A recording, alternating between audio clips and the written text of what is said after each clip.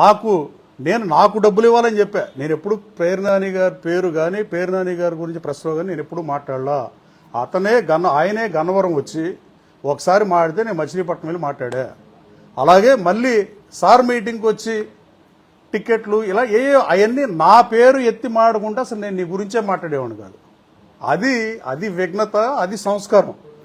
ఇది కుసంస్కారం, ముమ్మాటికి కుసంస్కారం. ఇది నేను నీ పేరెత్తి నేను విమర్శించలా. నువ్వు నన్ను విమర్శించావు కాబట్టి ప్రజాస్వామ్యంలో డెమోక్రసీలో ఒక వర్షనే వెళ్తే ప్రజల్లోకి మీడియా ద్వారా, రెండో వర్షం తెలియదు. నేనేం చెప్పా?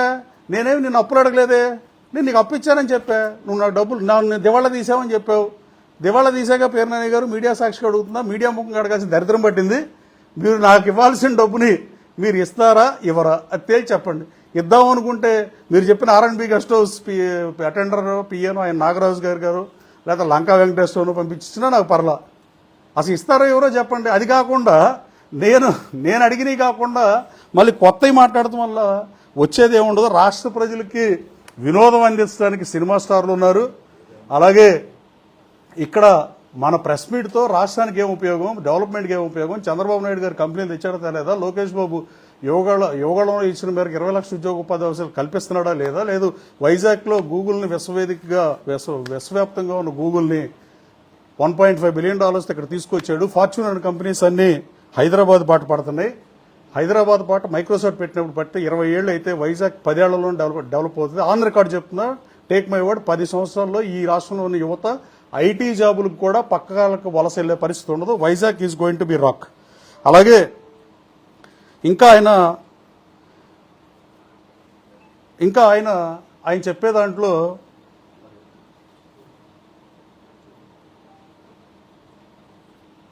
ఆయన ఇంకా నేను అడిగిన దానికి సమాధానం చెప్పకుండా అలా మాట్లాడాడు. అలాగే చివరగా వైసీపీ ప్రభుత్వం నాపై తప్పుడు కేసులు పెట్టి, లోకేష్ బాబు పాదయాత్రలో SC ST కేసులు పెట్టి ఇన్ని చేస్తే, గతంలో కూడా మీరు ఒకసారి ఆలోచన చేయండి. వైఎస్ఆర్ కాంగ్రెస్ పార్టీలో ఉన్నప్పుడు నా ప్రత్యర్థి వైసీపీ కార్యకర్తల మీద వేల సంఖ్యలో కేసులు నమోదు చేసిన మాట వాస్తవం కాదా? ఆ రోజున వైఎస్ఆర్ కాంగ్రెస్ పార్టీ కార్యకర్తలు అలో లక్షణ అంటే మీరు జగన్మోహన్ రెడ్డి గారిని కల్పించిన వాస్తవం కాదా? జగన్మోహన్ రెడ్డి గారిని నా ప్రత్యర్థి విమర్శించిన మాట నిజం కాదా?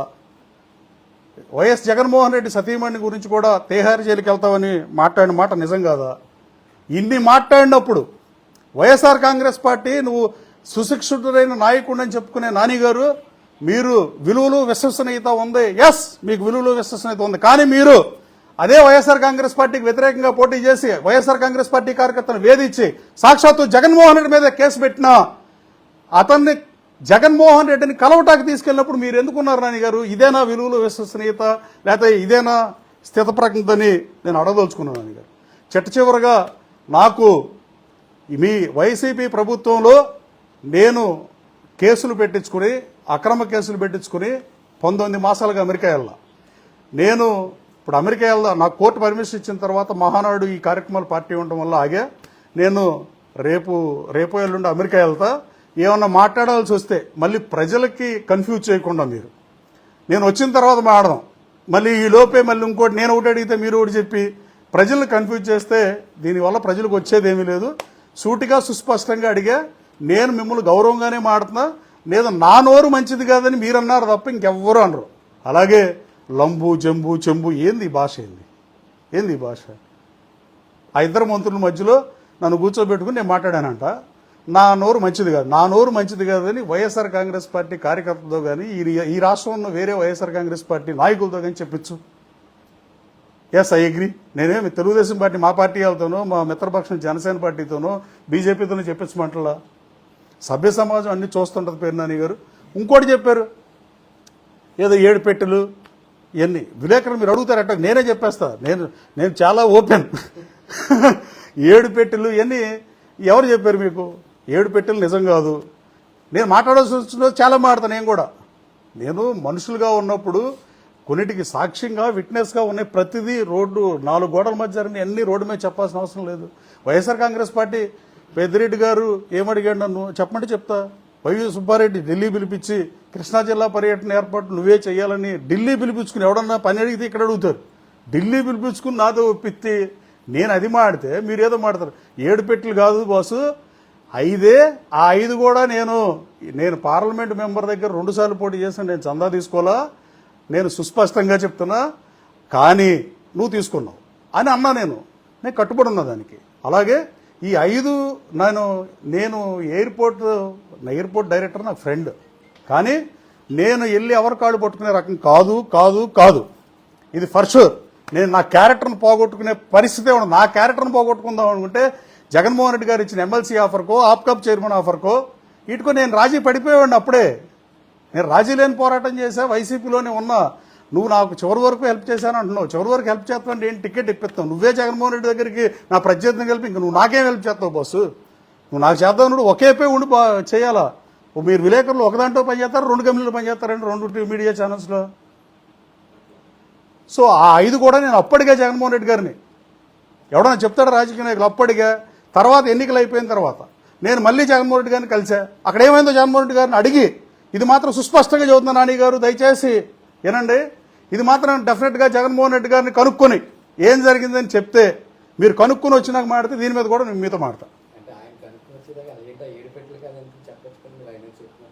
నేను చెప్పాను ఇప్పుడు జగన్మోహన్ రెడ్డి గారిని నేను అప్పడిగానని చెప్పా. అప్పడిగేంది నిజం. కానీ ఎన్నికలు అయిపోయిన తర్వాత నేను జగన్మోహన్ రెడ్డి గారిని కూడా కలిసినప్పుడు ఏమైంది అని జగన్మోహన్ రెడ్డి గారు చెబితే బాగుంటుందిగా. నేను చెప్పాను అనుకో, మీకు అర్థం అవ్వాలా? లేదా ఆయనే చెప్తే నేను ప్రజలకు సమాధానం చెప్తా గ్యారంటీగా. నేను ఎంపీల దగ్గర తీసుకోలేదు, మా ఎంపీ గారి దగ్గర నేను తీసుకోవాలా? ఏమండి ఎవరు? మళ్ళీ చెప్పండి. ఆయన అడగమంటలా, మీరు పొరపాటు పడుతున్నారు. మీ పార్టీ అధ్యక్షుడు ఈ రాష్ట్ర మాజీ ముఖ్యమంత్రి జగన్మోహన్ రెడ్డి గారి దగ్గరికి వెళ్ళి ఇట్ట వెంకట్రావు ఇట్ట అన్నాడు, ఏం జరిగింది అని అడిగితే ఆయన చెప్తాడు కదా ఆన్సరు. నువ్వు ఊరినే బట్టగాల్చి పడేస్తే ఎవడు? అసలు నాకు ఇవ్వాల్సిన డబ్బులు కూడా నేను ఎప్పుడూ అడగల. దాదాపు 8 సంవత్సరాల క్రితం ఇచ్చిన డబ్బుల్ని నేను అడగల. ఈ మీడియాలో మాట్లాడాల్సినవి కాదు దయచేసి. ఇది సారీ టు సే దిస్. కానీ ఇప్పుడు నేను మిమ్మల్ని అడిగితే మీరు ఏం చేస్తారండి? ఏం చేస్తారు మీరు? జర్నలిస్టులు ఏం చేస్తారండి? మీరు తిడతారా కదా, కానీ తిట్టపోయినా మీ నిరసన వ్యక్తం చేస్తారు కదా. సో ఆ పరిస్థితి గ్రేట్ చెప్పండి. నా డబ్బులు కూడా మీడియా ముఖంగా అడగాల్సిన దుస్థితికి రావడం చాలా బాధాకరం. Actually I hate it. అంటే ఇక దీనికి ఇంకోటి చెప్తున్నా మీకు. నువ్వు మంత్రిగా పనిచేశారు మీరు ఈ రాష్ట్రానికి. మంత్రిగా పనిచేసినప్పుడు మా నియోజకవర్గానికి ఏమన్నా అదనంగా చేశారా? చర్చకి సిద్ధం. మీడియా సమక్షంలోనే చర్చకి సిద్ధం. నేను కేడీసీసీ బ్యాంక్ చైర్మన్గా ఈ జిల్లా ప్రజలకి, ఈ జిల్లా రైతాంగానికి నేను రైతు నేస్తం అనే పథకం పెట్టి ఇవాళ దేశం మొత్తం అమలు చేస్తున్నారు. ఇది ఆంధ్ర తెలంగాణ కాకుండా.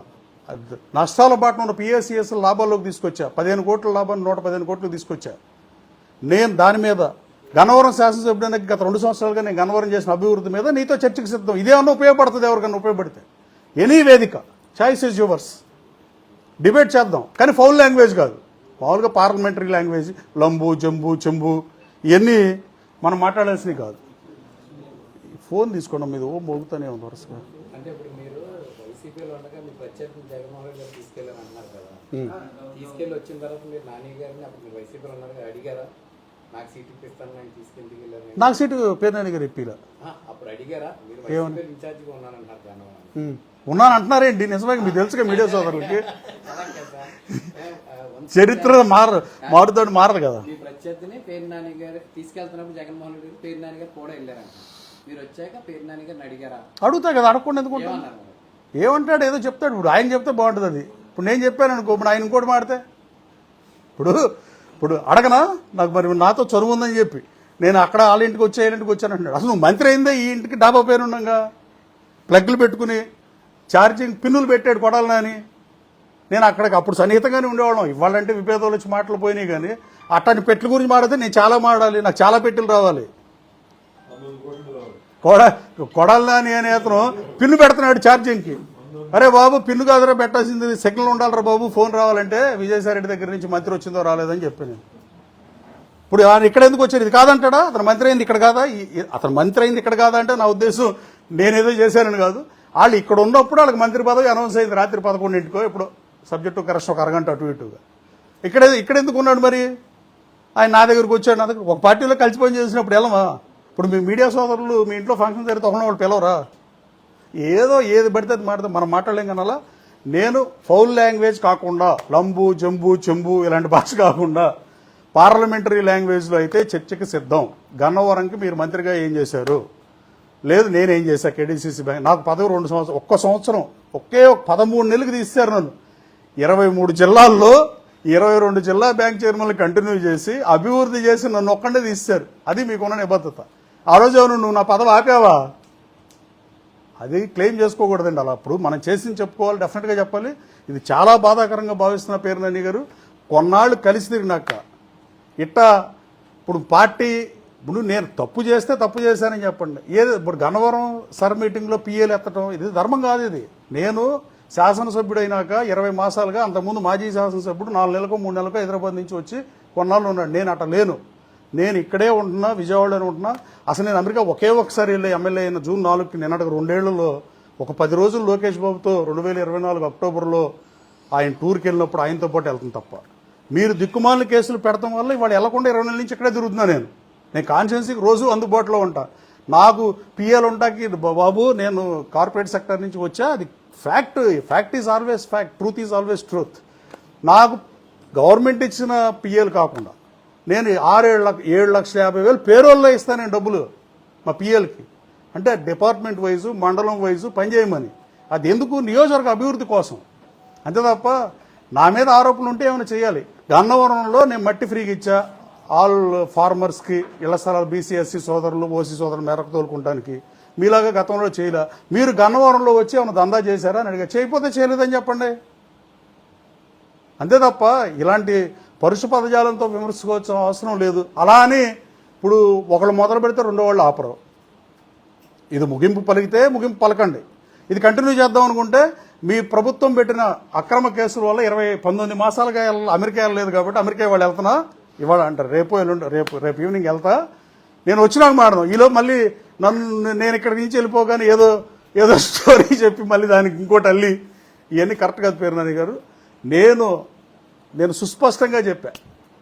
Thank you so much for covering అండి.